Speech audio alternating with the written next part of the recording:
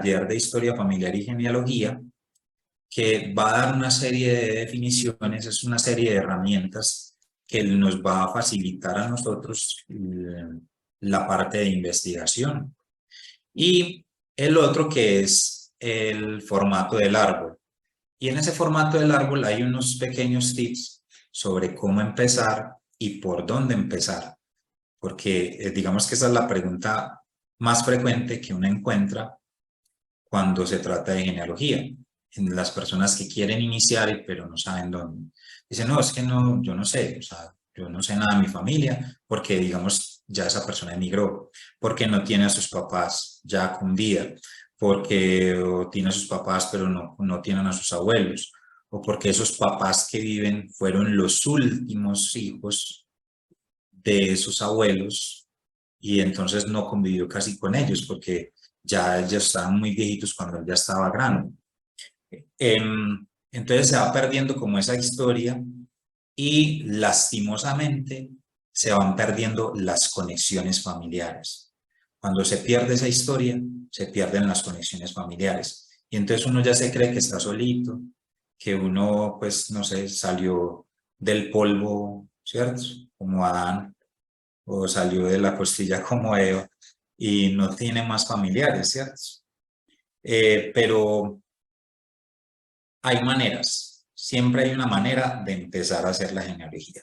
Las genealogías siempre van a empezar por nosotros mismos. Eso es lo ideal. Lo ideal es empezar por nosotros mismos cuando vamos a hacer nuestra propia historia familiar y vamos a empezar a indagar sobre nuestros orígenes.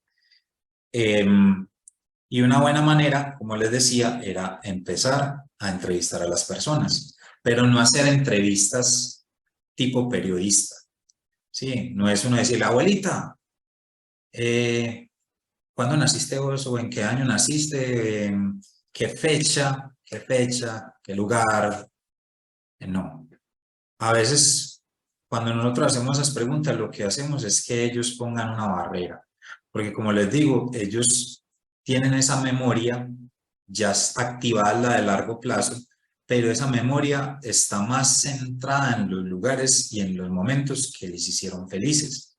Entonces, para nosotros seguir reactivando esa memoria, tenemos que llevarlos a esos momentos felices, a esos momentos en los que ellos se sienten cómodos y mantenerlos en ese sitio cómodo, hacerlos sentir que son importantes, porque en realidad lo son, pero a veces necesitamos creérnoslo, ¿sí? Nosotros necesitamos que nos reconozcan también.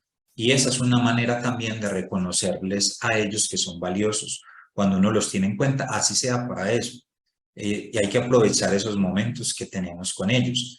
Entonces, no es lo mismo uno preguntarle a la abuela, abuela, ¿usted cuándo salió de la finca donde vivía y para dónde fue? ¿Cierto?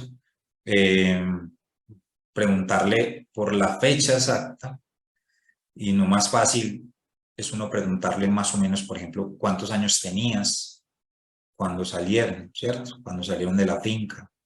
¿Qué recuerdas de la finca? ¿Qué recuerdas de tu casa paterna cuando vivían, digamos, en un pueblo? Son preguntas que uno tiene que, digamos, que redefinir, suavizarlas, no hacerlas tan estrictas como en una entrevista.